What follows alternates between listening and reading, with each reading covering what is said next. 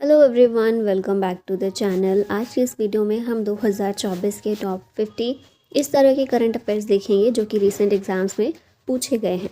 Exams में पूछे गए क्वेश्चंस देखकर ही आइडिया लग जाता है कि किस तरह के क्वेश्चंस एग्ज़ाम में प्रेफर किए जाते हैं करंट से, तो हम ज़्यादा से ज़्यादा फोकस उन टॉपिक्स पर कर सकते हैं, है ना। शुरू करते हैं। पहला क्वेश्चन है, the central goods and services tax second amendment bill 2023 increased the age limit for the president of the tribunal from. Tribunal के प्रेसिडेंट की जो एज लिमिट होती थी वो 67 ईयर्स होती थी, अभी इसे बढ़ाकर 70 ईयर्स कर दिया गया है। तो यहाँ पर ऑप्शन नंबर सी करेक्ट होगा। दूसरा अमेंडमेंट किया गया है ये जीएसटी एक्ट 2017 में। लोकसभा में अगस्त 2023 में इसे इंट्रोड्यूस किया गया था इस बिल को। The amendments are aimed at addressing various issues and improving the implementation of CGST act. GST act हमें पता ही है, सेंट्रल गवर्नमेंट के द्वारा गुड्स एंड सर्विसेज पर लगाया गया था। ये इनडायरेक्ट टैक्सेस जितने भी हमारे यहाँ पर चल रहे थे उन सभी को, मोस्टली सारे इनडायरेक्ट टैक्सेस को एक साथ लाकर जीएसटी के रूप में उसे इम्प्लीमेंट किया गया था। जीएसटी एक comprehensive multi stage destination based tax है that is levied on every value addition. Next question है, in January 2024 prime minister Narendra Modi paid tributes to Savitribai Phule on her birth anniversary. In which field did Savitribai Phule make significant contributions as highlighted by Prime Minister Modi? Savitribai Phule इन्होंने महत्वपूर्ण योगदान कौन सी field में दिया था जिसके लिए उन्हें आज तक हम याद करते हैं? तो इनका जो महत्वपूर्ण योगदान था, सिग्निफिकेंट कॉन्ट्रीब्यूशंस था, ये एजुकेशन और सोशल रिफॉर्म फील्ड में था। यहाँ इनके बारे में देखते हैं तो इन्हें मॉडर्न फेमिनिस्ट इन इंडिया माना जाता है और पहली फीमेल टीचर थी ये भारत में, ठीक है, नोटेड पहली female teacher. Her work was mostly about bringing equality and justice to oppressed class and against inequality. Savitribai Phule और ज्योतिराव फुले इन्होंने विडो रीमैरिज के लिए काम किया। दे अपोज्ड चाइल्ड मैरिज एंड सती प्रथा। मराठवाड़ा महाराष्ट्र में इन्होंने लोअर क्लास के लिए स्कूल भी खोला, ठीक है, क्योंकि उस समय उन्हें पढ़ने के लिए अधिकार नहीं दिया गया था। She was also associated with a social reform society called Satyashodhak Samaj, ठीक है। सत्यशोधक समाज की स्थापना ज्योतिराव ने की थी 24 सितंबर 1873 में पुणे में। और इस समाज में मुस्लिम, नॉन ब्राह्मण, ब्राह्मण्स, गवर्नमेंट ऑफिशियल्स ये सभी मेंबर के रूप में जुड़े हुए थे। और इसका ऑब्जेक्टिव था to free women, Shudra, Dalit and less privileged ones from getting oppressed and exploited. Savitribai Phule ने अपना खुद का स्कूल भी एक गर्ल्स एजुकेशन के लिए शुरू किया था पुणे में 1848 में। इन्होंने महिला सेवा मंडल की शुरुआत की 1852 में to raise awareness about women's rights. Along with Jyotirao Phule she opened a care centre called Bal Hatya Pratibandhak Griha for the pregnant rape victims to provide shelter to rape victims and avoid infanticide. Jyotirao Phule के साथ मिलकर इन्होंने 18 स्कूल्स लड़कियों के लिए, गर्ल्स के लिए ओपन किए थे। तो ये सारी उपलब्धियां हैं, ये सारे योगदान हैं जो सावित्रीबाई फुले के द्वारा किए गए हैं। नेक्स्ट क्वेश्चन है, in May 2023 the union housing and urban affairs ministry has extended the deadline of its smart cities mission to. अब देखिए MTS जो हुआ है 2024 में, इसमें पूछा गया है कि स्मार्ट सिटीज़ मिशन जो है इसकी डेडलाइन को कब तक के लिए एक्सटेंड कर दिया गया। मई में ये न्यूज़ थी, जून 2024 तक के लिए ये एक्सटेंड किया गया था, ठीक है। तो ऑप्शन नंबर ए यहाँ करेक्ट होगा। स्मार्ट सिटीज़ मिशन ये एक urban renewable and retrofitting programme है, गवर्नमेंट ऑफ इंडिया के द्वारा शुरू किया गया है ताकि देश भर में स्मार्ट सिटीज़ को डेवलप किया जा सके। अब मिनिस्ट्री कौन सी इसके लिए रिस्पॉन्सिबल है? तो अर्बन डेवलपमेंट मिनिस्ट्री जो है ये रिस्पॉन्सिबल है for implementing the mission in collaboration with the state governments of the respective cities. शुरू में इसमें 100 सिटीज़ को किया गया है इंक्लूड, और डेडलाइन इसके लिए 2019 और 2023 के बीच सेट की गई थी, लेकिन फिर इसको धीरे धीरे करके थोड़ा थोड़ा एक्सटेंड किया गया है। अब अगर दिसंबर 2024 तक की बात करें तो टोटल 8075 टेंडर्ड प्रोजेक्ट्स थे, ठीक है, ऐसे प्रोजेक्ट जिनके लिए टेंडर दिया गया था। तो इसमें से 7380 ऐसे प्रोजेक्ट हैं जो कंप्लीट हो गए हैं। तो इस तरह से थोड़े ही प्रोजेक्ट ऐसे बचे हैं जो कि पूरे होने बाकी हैं। नेक्स्ट क्वेश्चन है, the UN trade and development यानी कि UNCTAD and the government of Barbados organised the first global supply chain forum in Barbados in which month in 2024। पहला ग्लोबल सप्लाई चेन फोरम इसको ऑर्गेनाइज किया गया Barbados में, और Barbados में हुआ है तो बारबाडोस की गवर्नमेंट के उसमें UNCTAD के साथ मिलकर गवर्नमेंट ऑफ बारबाडोस ने इसको ऑर्गेनाइज़ किया है। और कब किया गया? मई में ऑर्गेनाइज़ किया गया, मई 2024 में, ठीक है। तो ये चीज़ याद रखिएगा। देखिए इस तरह से भी इतने डीप जाके भी क्वेश्चन पूछे जाते हैं। मंथ पूछ लिया, अब अंकटाड की यहाँ पर बात हुई है तो अंकटाड का तो हेडक्वार्टर हम देखेंगे, लेकिन साथ में बाकी भी हेडक्वार्टर्स देख लेते हैं। अंकटाड का हेडक्वार्टर है जेनेवा में। अब जेनेवा में अंकटाड के अलावा बहुत सारे ऑर्गेनाइजेशन के हेडक्वार्टर हैं, जैसे कि WHO, ILO, WTO, world trade organization, international committee of the red cross, international organization of standardization. London में कुछ हेडक्वार्टर्स हैं, जैसे कि एमनेस्टी इंटरनेशनल का है, इंटरनेशनल मैरीटाइम ऑर्गेनाइजेशन का है, कंज्यूमर्स इंटरनेशनल का है, और कॉमनवेल्थ ऑफ नेशंस का, यानी कि यूनाइटेड नेशंस। फिर पेरिस में इंटरनेशनल चैम्बर ऑफ कॉमर्स का और international council on monuments and sites का भी हेडक्वार्टर है पेरिस के अंदर। नेक्स्ट क्वेश्चन है, in union budget 2023-24 annual production of 5 MMT under green hydrogen mission is to be targeted by the year to facilitate transition of the economy to low carbon intensity. हमारे यहाँ green hydrogen mission जो है ये mission चालू किया हुआ है, union budget 2023-24 में इसको डिक्लेयर किया गया था। ठीक है, इसमें हमें 5 MMT का एनुअल प्रोडक्शन करना है ग्रीन हाइड्रोजन का, ताकि लो कार्बन इंटेंसिटी को हम जनरेट करें। तो कौन से साल तक 5 MMT का हमें ग्रीन हाइड्रोजन प्रोडक्शन करना है? तो ये लक्ष्य है हमारा, टारगेट है 2030 तक हमें इसको प्राप्त करना है। नेशनल हाइड्रोजन मिशन, इसका सिग्निफिकेंस क्या है? तो ये जो फॉसिल फ्यूल्स पर हमारी डिपेंडेंस है उसको कम करेगा, और साथ में क्रूड ऑयल इंपोर्ट को भी इससे कम किया जा सकता है। इसके अलावा ग्रीन हाइड्रोजन और ग्रीन अमोनिया के लिए हम एक्सपोर्ट हब भी बन सकते हैं, अगर हम ग्रीन हाइड्रोजन मिशन को अच्छे से लागू कर लेते हैं तो। Implementation of this policy will provide clean fuel to the common people of the country. और फिर इसके अलावा क्लीन एनर्जी के लिए हमारा जो इंटरनेशनल कमिटमेंट है उसको भी पूरा करने में हेल्प मिलेगी इसके ज़रिए। The KAZA 2024 heads of state inaugural summit by members of the 5 nation Kavango Zambezi trans frontier conservation area was held in which month at Livingstone Zambia. KAZA 2024 simple सा है, ये समिट हुई थी, एक heads of state inaugural summit हुई थी इसकी 5 countries की। ये हुई कहाँ पर? ज़ाम्बिया में हुई थी, और कौन से मंथ में हुई थी वही चीज़ पूछी गई है, कब हुई थी ये समिट? तो इसको मई 2024 में कंडक्ट किया गया था ज़ाम्बिया में। ठीक है, नेक्स्ट यहाँ पर भारत में जो रिसेंट समिट हुई है उनको यहाँ पर देख लेते हैं एक साथ। फर्स्ट एशियन बुद्धिस्ट समिट, ये नई दिल्ली में हुई है भारत में। थीम थी role of Buddha Dhamma in strengthening Asia, और ministry of culture government of India के द्वारा इसे ऑर्गेनाइज किया गया। US इंडिया लीडरशिप समिट, ये US India strategic partnership forum के द्वारा ऑर्गेनाइज की गई, नई दिल्ली में हुई ये भी, और इसकी थीम थी to deepen economic and technological ties between the United States and India. फिर नेक्स्ट है the Mahasagar summit, third Mahasagar summit Indian navy के द्वारा ऑर्गेनाइज की गई। इसकी थीम थी training cooperation to mitigate common maritime security challenges in the Indian Ocean region. 21st India ASEAN summit Laos में हुई थी, और लाओस के PM के द्वारा इसे लीड किया गया। ठीक है, और वियंतियन में हुई, लाओस के अंदर ही। थीम थी इसकी इन्हांसिंग कनेक्टिविटी एंड रेजिलियंस। फिर बिम्स्टेक बिजनेस समिट, ये भी भारत में हुई, मिनिस्ट्री ऑफ एक्सटर्नल अफेयर्स के द्वारा इसे ऑर्गेनाइज किया गया। थीम थी reinvigorating BIMSTEC strengthening economic cooperation for a resilient future. First US India ocean dialogue, इसे भी एक्सटर्नल अफेयर्स मिनिस्ट्री के द्वारा ऑर्गेनाइज किया गया, लीड किया गया। कर्ट कैम्पबेल में ये मीटिंग हुई थी, और इसकी थीम थी strengthening security and prosperity in the Indo Pacific region. World health summit Berlin Germany में हुई, WHO जर्मनी, फ्रांस और नॉर्वे इनके द्वारा इसे ऑर्गेनाइज किया गया। थीम थी building trust for a healthier world.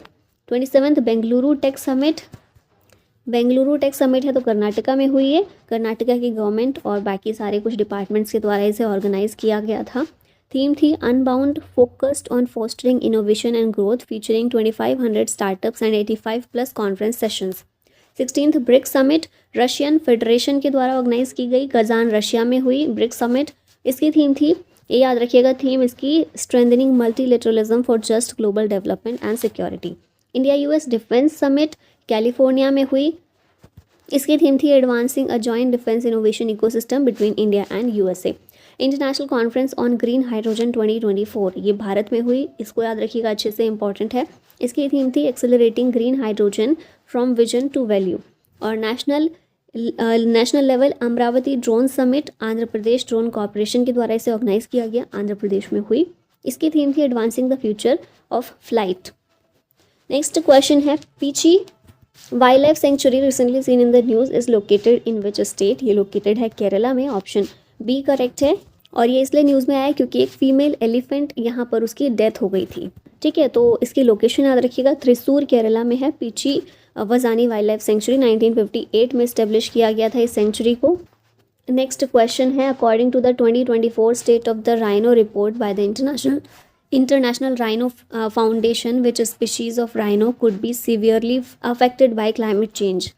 2024 state of rhino report, इसको पब्लिश किया गया। इस रिपोर्ट में बताया गया है कि जो ब्लैक राइनो की स्पीशीज़ है ये क्लाइमेट चेंज की वजह से सबसे ज़्यादा गंभीर रूप से प्रभावित हुई है और प्रभावित हो सकती है। इंडियन राइनोज इज़ द, अब इसमें देखिए बहुत इंपॉर्टेंट कुछ नहीं लिखा हुआ है, बस एक दो चीज़ें यहाँ पर इंपॉर्टेंट हैं। 3 एशियन राइनोज में जो लार्जेस्ट स्पीशीज़ है वो इंडियन राइनो की है।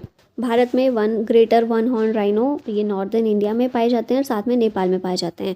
कभी ऐसा था कि इंडियन राइनोज जो थे वो नॉर्दर्न इंडियन सब कॉन्टिनेंट में पाए जाते थे पूरे एरिया में, लेकिन अभी वो बहुत सीमित हो गए हैं क्योंकि संख्या उनकी कम हो गई है। ठीक है, और कुछ ज़्यादा खास यहाँ पर है नहीं। नेक्स्ट क्वेश्चन है, which of the following species of cat fish was first discovered in the state of Arunachal Pradesh in March 2024। इसका नाम है एक्सोस्टोमा धृतेई। ये कैट फिश की न्यू स्पीशीज है। It is a small fish locally called Gorang by local tribes. It was found in Siking stream, a tributary of the Siang river in Arunachal Pradesh. ठीक है, तो north eastern India में अरुणाचल प्रदेश में ये पाई गई है सियांग रिवर की ट्रिब्यूटरी के अंदर। नेक्स्ट है, who is the union minister of civil aviation in government of India as of March 2024। तो भारत के सिविल एविएशन मिनिस्टर हैं ज्योतिरादित्य एम सिंधिया। देखिए कितना इंपॉर्टेंट ये टॉपिक भी हो जाता है, बहुत छोटा सा है लेकिन ऐसे क्वेश्चन पूछ लेते हैं। अभी बीपीएससी का जो प्री हुआ है उसमें भी एक मिनिस्टर पूछा गया है ना, कैबिनेट मिनिस्टर, तो इस तरह की चीज़ें याद रखिएगा।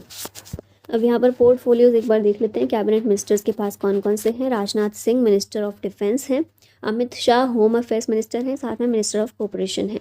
Nitin Jairam Gadkari road transport and highways minister हैं। निर्मला सीतारमन फाइनेंस मिनिस्टर हैं और मिनिस्टर ऑफ कॉर्पोरेट अफेयर्स हैं। Shivraj Singh Chouhan agriculture and farmers welfare ministry और रूरल डेवलपमेंट मिनिस्ट्री इनके पास है। और doctor Subrahmanyam Jaishankar minister of external affairs हैं। जगत प्रकाश नड्डा ये health and family welfare minister और केमिकल एंड फर्टिलाइजर मिनिस्टर हैं। Manohar Lal housing and urban affairs और मिनिस्ट्री ऑफ पावर इनके पास है। फिर Piyush Goyal commerce and industry ministry इनके पास है। Dharmendra Pradhan minister of education हैं। Jitin Ram Manjhi micro and small and medium enterprises ministry इनके पास है। Sarbananda Sonowal minister of ports shipping and waterways हैं। Jyotiraditya M Scindia minister of civil aviation. Shri Jual Oram ये ट्राइबल अफेयर्स मिनिस्टर हैं। गिरिराज सिंह टेक्सटाइल्स मिनिस्टर हैं। Ashwini Vaishnaw minister of railways हैं, साथ में minister of information and broadcasting और minister of electronics and information technology. फिर आते हैं Bhupender Yadav minister of environment forest and climate change. Gajendra Singh Shekhawat culture minister हैं और टूरिज्म मिनिस्टर हैं। Annapurna Devi women and child development minister हैं। Hardeep Singh Puri petroleum and natural gas minister. G Kishan Reddy minister of coal और minister of mines. Chirag Paswan food processing industries इनके पास है और CR Patil के पास है मिनिस्ट्री ऑफ जल शक्ति। Who is the present chief minister of Jharkhand. Jharkhand के CM कौन है। हेमंत सोरेन हैं। अभी यहाँ पर देख लेते हैं रिसेंट में जो चीफ मिनिस्टर बने हैं। आंध्र प्रदेश के हैं N चंद्रबाबू नायडू। दिल्ली के हैं आतिशी मरलेना। हरियाणा के नायब सिंह सैनी। जम्मू कश्मीर के उमर अब्दुल्ला। झारखंड के हेमंत सोरेन। महाराष्ट्र के देवेंद्र फडणवीस। ओडिशा के हैं मोहन चरण मांझी। अब इन्होंने कब ऑफिस टेक ओवर किया है ये चीज़ें भी बताई गई हैं। तो देखिए सारे 2024 के हैं, ये तो चीज़ कॉमन है, लेकिन मंथ भी पूछ रहे हैं ना अभी एग्ज़ाम्स में, तो कुछ कुछ याद रखिएगा। जैसे महाराष्ट्र के अभी दिसंबर में ही नए CM बने हैं देवेंद्र फडणवीस। इसके अलावा रिसेंट के ये हम देख सकते हैं सितंबर दिल्ली की, अक्टूबर में जम्मू कश्मीर के उमर अब्दुल्ला। इस तरह के याद रखिएगा क्योंकि अब जो एग्ज़ाम होगा ये रिसेंट वाले मंथ उसमें ज़्यादा फोकस्ड रहेंगे, है ना। नेक्स्ट है, which state of India is at bottom according to sustainable development goals India index published by NITI Aayog इन जुलाई 2024। तो बॉटम में कौन सा रहा है SDG इंडिया इंडेक्स में। बॉटम में एक ही स्टेट है जो मोस्टली चीज़ों में बॉटम में ही रहता है, वो है बिहार। ऑप्शन बी यहाँ करेक्ट है। अब SDG की बात हुई है सस्टेनेबल डेवलपमेंट गोल्स की, तो एक बार यहाँ पर सारे देख लीजिए और ये सारे याद कर लीजिए। कोई स्टोरी बना के, कुछ निमोनिक्स बना के, कुछ भी करके सारे याद करने बहुत ज़रूरी है। गोल 1 है नो पॉवर्टी, फिर 0 hunger, quality education, gender equality, 6 है clean water and sanitation, affordable and clean energy, decent work and economic growth, industry, innovation, infrastructure, reduce inequalities, sustainable cities and communities, responsible consumption and production, climate action, life below water, life on land, peace, justice and strong institutions.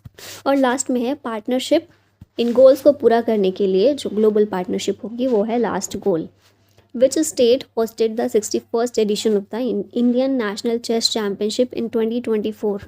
ये स्टेट है हरियाणा, जहाँ पर Indian national chess championship ये conduct किया गया, host किया गया हरियाणा के द्वारा। अब क्योंकि चेस की बात कर रहे हैं तो रिसेंट चेस ग्रैंड मास्टर देख लेते हैं। लेटेस्ट एकदम 85th ग्रैंड मास्टर हैं श्याम निखिल तमिलनाडु के। 84th grand master Vaishali Ramesh Babu थी चेन्नई की। 83rd ग्रैंड मास्टर थे आदित्य समंत महाराष्ट्र के। 82nd ग्रैंड मास्टर थे वोपला प्रणीत तेलंगाना के। 81st ग्रैंड मास्टर हैं सयंतन दास कोलकाता के। और 80th ग्रैंड मास्टर थे विघ्नेश एनआर चेन्नई के। अब ये सारे याद मत कीजिए, रिसेंट के कुछ याद कर लीजिए। दिमाग की भी एक लिमिट है, कैपेसिटी है याद करने की भी। नेक्स्ट है recently which country became a new member of the BRICS new development bank? BRICS का बैंक है जिसका नाम है न्यू डेवलपमेंट बैंक। अब इसमें नया मेंबर एक शामिल हुआ है, उसका नाम है अल्जीरिया। ब्रिक्स की फुल फॉर्म क्या है? Brazil, Russia, India, China and south Africa. Initially 2009 में जब इसकी स्थापना हुई थी तो केवल 4 कंट्रीज इसमें थी ब्रिक, ठीक है। साउथ अफ्रीका 2010 में शामिल हुई, लेकिन अब इसकी मेंबरशिप बढ़ाई जा रही है, 5 कंट्रीज से बढ़ाकर एक्सटेंड की जा रही है इसकी मेंबरशिप। 2020 में रशिया ने 12th ब्रिक्स समिट होस्ट की। फिर 2021 में भारत में 13th ब्रिक्स समिट हुई थी। हेडक्वार्टर ब्रिक्स का है शंघाई में। 16th ब्रिक्स समिट 2024 में कजान रशिया में हुई। उसके बाद ब्रिक्स समिट 2024 की थीम थी strengthening multilateralism for fair global development and security. David Warner, who has retired from one-day international and test cricket, is a player from which country? David Warner Australia के player हैं और इन्होंने one day international और test cricket से retirement अपनी announce कर दी है। अब ऐसे क्रिकेटर जिन्होंने 2024 में रिटायरमेंट ली है उन्हें यहाँ देख लेते हैं। डेविड वार्नर ऑल सभी फॉर्मेट से ये रिटायर हो गए हैं। सौरभ तिवारी भी, ये सारे ऑल फॉर्मेट वाले हैं। वरुण आरोन, कॉलिन मुनरो, दिनेश कार्तिक और केदार जाधव। फिर विराट कोहली, रोहित शर्मा, इन दोनों ने T20 इंटरनेशनल से रिटायरमेंट घोषित कर दिया है। रविंद्र जडेजा ने भी T20 इंटरनेशनल से। फिर शिखर धवन ने और मोइन अली ने सभी फॉर्मेट से रिटायरमेंट ले लिया है। शाकिब अल हसन, इन्होंने टेस्ट क्रिकेट और T20 इंटरनेशनल से रिटायरमेंट अनाउंस किया है। मैथ्यू वेड और वृद्धिमन साहा, इन्होंने सभी फॉर्मेट से रिटायरमेंट ले लिया है। टिम साउदी, ये टेस्ट क्रिकेट से इन्होंने रिटायरमेंट अपना अनाउंस किया। और रवि अश्विन, इन्होंने इंटरनेशनल क्रिकेट से रिटायरमेंट ले लिया है। What is the position of India in the world's telecommunication market as of March 2024? Bharat की पोजीशन इसमें सेकेंड है टेली कम्युनिकेशन मार्केट में।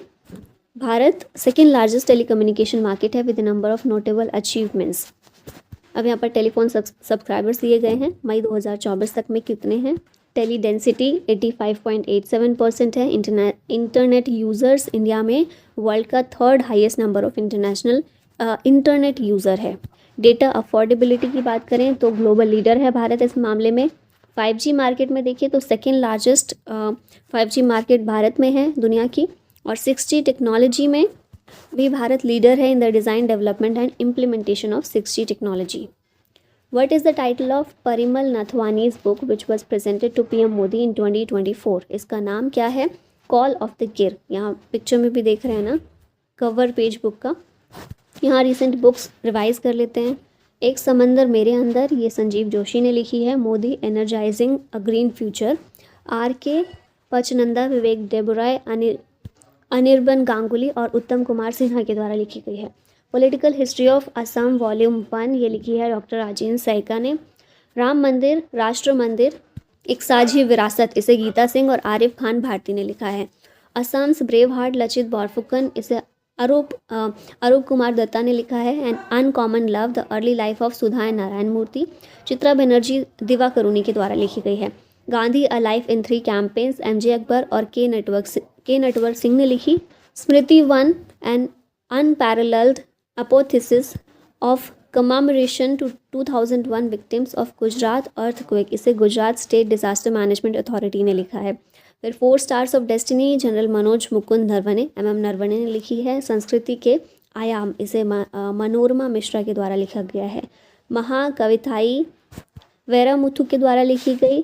Fertilising the future Bharat march towards fertilizer self sufficiency इसे doctor Mansukh Mandaviya के द्वारा लिखा गया है। नेक्स्ट क्वेश्चन है iDEX is a scheme of which ministry. ये स्कीम है मिनिस्ट्री ऑफ डिफेंस की। अब यहाँ पर कुछ स्कीम देख लेते हैं जो बहुत फेमस है और पुरानी स्कीम्स, क्योंकि ये पूछी जाती है और इनमें सिंपल क्या पूछते हैं, ईयर पूछते हैं कि ये स्कीम कौन से साल में लॉन्च हुई, क्योंकि 2014, 15, 16 इनमें बहुत सारी स्कीम लॉन्च हुई थी, तो हमें कन्फ्यूजन हो जाता है कि कौन सी स्कीम किस साल में हुई है। तो एक जगह कहीं लिख लीजिए, लिस्ट बना के बार बार देखते रहिए, तभी याद हो पाएंगी। तो पहली है प्रधानमंत्री फसल बीमा योजना, ये 2016 में लॉन्च हुई थी। आयुष मिशन 2014 में। सुकन्या समृद्धि योजना 2015 की है। स्वच्छ भारत मिशन 2014, फिर उसके बाद पीएम जीवन ज्योति बीमा योजना 2015, प्रधानमंत्री उज्ज्वला योजना 2016, प्रधानमंत्री जनधन योजना 2014 की है। पीएम ग्राम सड़क योजना सन 2000 में इसे इंट्रोड्यूस किया गया था और फिर 2012 में अभी हम इसको देखते हैं नए रूप में। प्रधानमंत्री आवास योजना 2015, प्रधानमंत्री सुरक्षा बीमा योजना 2015, प्रधानमंत्री सहज बिजली योजना 2017 में लॉन्च की गई है। What is the name of the new generation ballistic missile with a range of 1000 to 2000 km that was successfully flight tested at APJ Abdul Kalam Island in April 2024? तो ये जो न्यू जनरेशन बैलिस्टिक मिसाइल है 1000 से 2000 kilometre तक की range की, इसे test किया गया है और इसका नाम है अग्नि प्राइम। ऑप्शन ए करेक्ट है। डॉक्टर अब्दुल कलाम आइलैंड, इसे व्हीलर आइलैंड के नाम से जाना जाता था, ओडिशा कोस्ट पर है ये। फिर 2015 में इसे रीनेम किया गया to honour the late Indian president doctor APJ Abdul Kalam, और यहीं से इसे फ्लाइट टेस्ट किया गया। Recently who became the new chief minister of NCT Delhi. Delhi के नए सीएम कौन है? आतिशी मरलेना है। दिल्ली में 11 डिस्ट्रिक्ट हमें देखने को मिलते हैं, north, north east, north west, west south, south west, south east, new Delhi, central, Shahdara और ईस्ट। एनसीटी ऑफ दिल्ली को पहले दिल्ली के नाम से बस जानते थे, but was renamed in 1991 after the 69th constitutional amendment act. NCT of Delhi ये उत्तर प्रदेश, ईस्ट में उत्तर प्रदेश से और वेस्ट में हरियाणा से बॉर्डर शेयर करता है। In which month was the Guru Kelucharan Mohapatra awards 2024 organized by the Srjan Guru Kelucharan Mohapatra Odissi नृत्य भाषा। ये जो अवार्ड सेरेमनी है इसे सितंबर में ऑर्गेनाइज किया गया है। 30th एडिशन था इस अवार्ड फेस्टिवल का। कुछ एमिनेंट ओडिशी डांसर्स को ये अवार्ड दिया गया, जैसे कि कुमकुम लाल, गुरु लक्ष्मीकांत पालित, गुरु धनेश्वर स्वैन और उत्तम मोहंती। 4 यंग आर्टिस्ट को भी अवार्ड दिया गया, Pompi Paul, Ranjeeta Mehra for Odissi, Avijit Das for Kuchipudi and Rohit Pradhan for Odissi Mardala. इन्हें युवा प्रतिभा सम्मान अवार्ड्स दिए गए for their work in classical dance. Who among the following announced the establishment of 2 national centers of excellence exclusively for women on the occasion of International Women's Day on 8 March 2024? तो हमारे जो sports minister हैं अनुराग ठाकुर, इनके द्वारा ये announcement की गई कि 2 नेशनल सेंटर्स ऑफ एक्सीलेंस खोले जाएंगे महिलाओं के लिए। ठीक है, तो बस इतना याद रखिएगा, इतना कुछ खास था नहीं, बस ये अनाउंसमेंट का खास था, वही क्वेश्चन पूछ लिया है।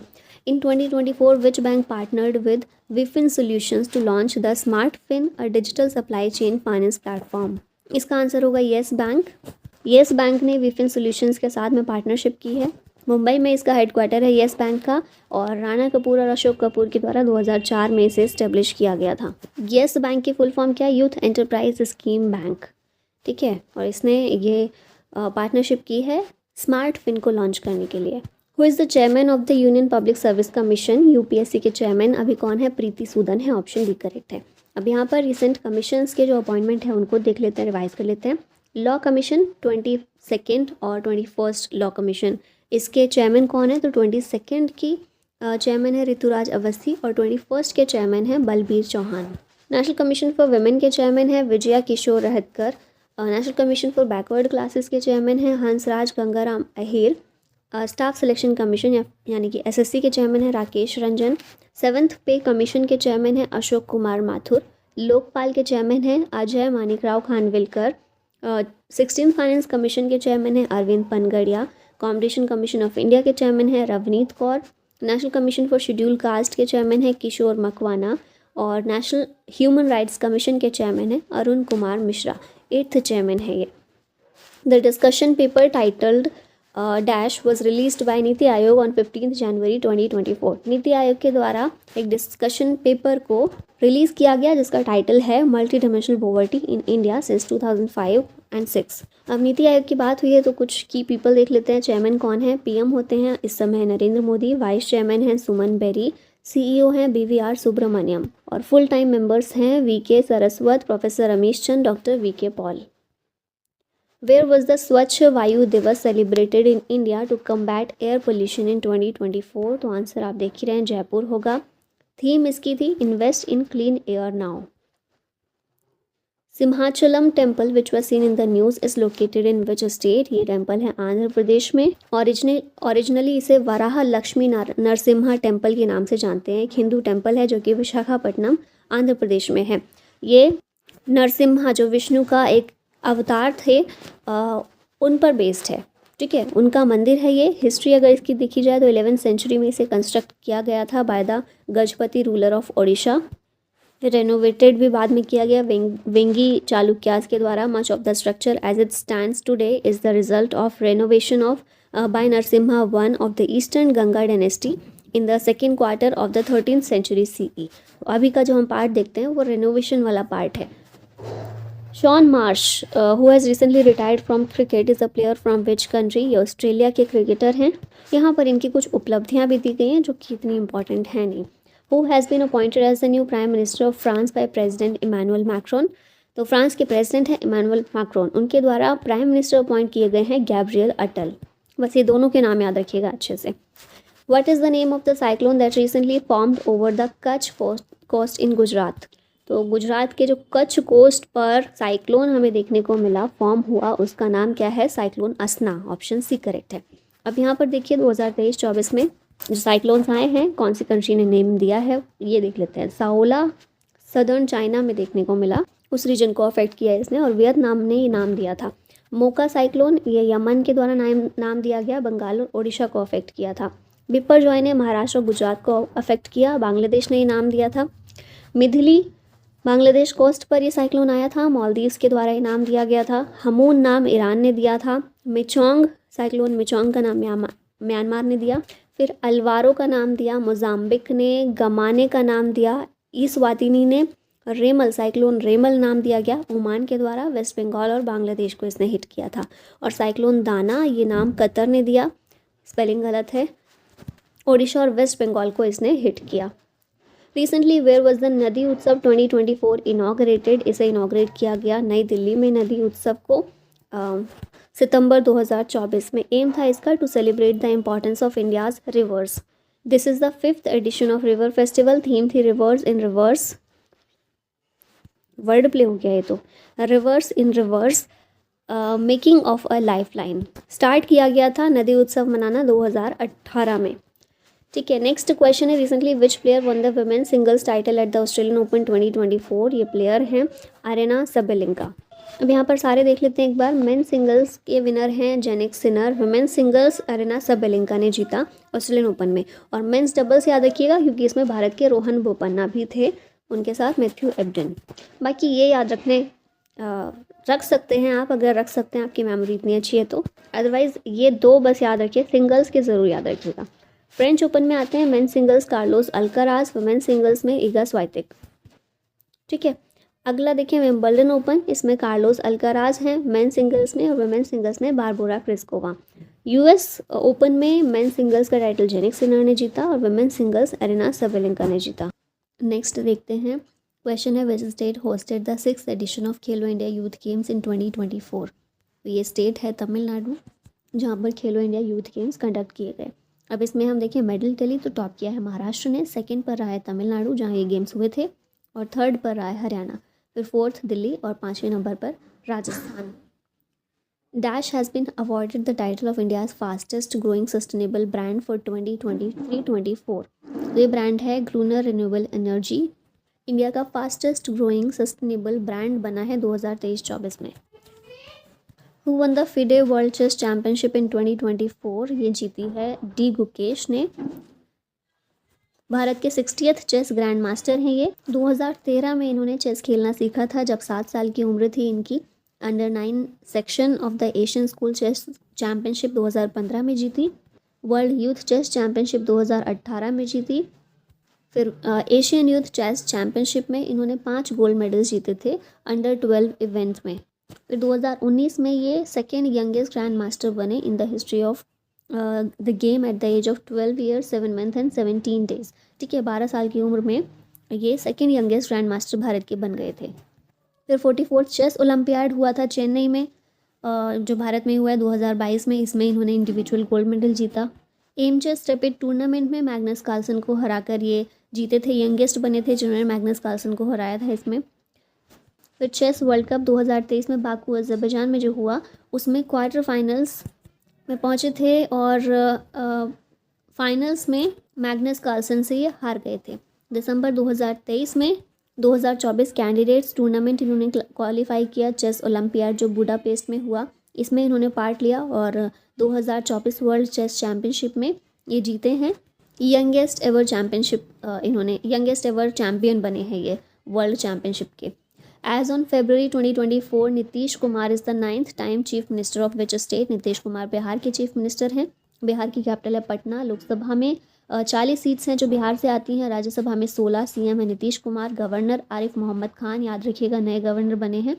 स्टेट एनिमल यहाँ का है गौर। स्टेट बर्ड है हाउस स्पैरो। स्टेट ट्री है पीपल और स्टेट फ्लावर है कचनार। Recently, the Uttar Pradesh government has established country's first language museum of Hindi literature in which city? इसे काशी में इस्टेब्लिश किया गया है यूपी गवर्नमेंट के द्वारा। इंडिया का पहला language museum dedicated to Hindi literature Kashi में। काशी जिसे वाराणसी भी कहते हैं। इतना ही याद रखिएगा, काफ़ी है। Who is the governor of Telangana? Telangana के गवर्नर हैं जिष्णु देव वर्मा। अभी यहाँ देखिए रिसेंट में जो गवर्नर्स नए नए चेंज किए गए हैं, असम के हैं लक्ष्मण प्रसाद आचार्य, छत्तीसगढ़ के रमन डेका, झारखंड के संतोष गंगवार, महाराष्ट्र के सीपी राधाकृष्णन, मणिपुर के अजय कुमार भल्ला, मेघालय के CH विजय शंकर, मिजोरम के VK सिंह, उड़ीसा के कंभमपति हरिबाबू, पंजाब के गुलाब चंद कटारिया, राजस्थान के हरिभाऊ बागड़े, सिक्किम के ओम प्रकाश माथुर, तेलंगाना के जिष्णुदेव वर्मा, केरला के राजेंद्र आर्लेकर, बिहार के हैं आरिफ मोहम्मद खान।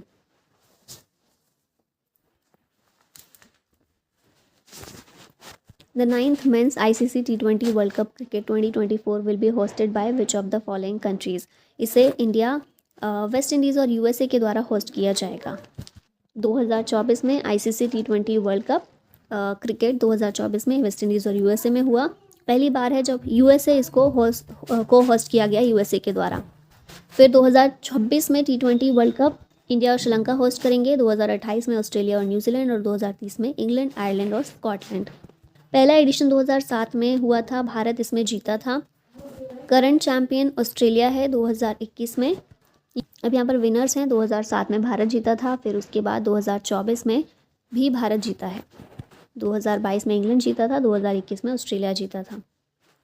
इन अप्रैल 2022 the prime minister street vendors Atmanirbhar Nidhi यानी कि PM Svanidhi scheme was extended till दिसंबर 2024। दिसंबर 2024 तक इसे एक्सटेंड किया गया है PM स्वनिधि को। PM स्वनिधि फुल फॉर्म है street vendors Atmanirbhar Nidhi. Street vendors जो होते हैं उन्हें वर्किंग कैपिटल लोन्स प्रोवाइड करने के लिए इस स्कीम को शुरू किया गया था ताकि फाइनेंशियल सपोर्ट उन्हें मिल सके दोबारा से अपना काम शुरू करने के लिए, कोविड-19 के टाइम पर जो भी परेशानियां हुई थी उस वजह से। तो ये हमारे 50 क्वेश्चन पूरे होते हैं करंट अफेयर्स के, जो अलग अलग एग्जाम्स में पूछे गए हैं। अब इन्हीं को आधार बनाकर आप आगे की तैयारी शुरू कर सकते हैं करंट अफेयर, इन चीज़ों पर, इन थीम्स पर ज़्यादा फोकस करके। तो चलिए इस वीडियो को यहीं एंड करते हैं। Thank you so much for watching this. जय हिंद।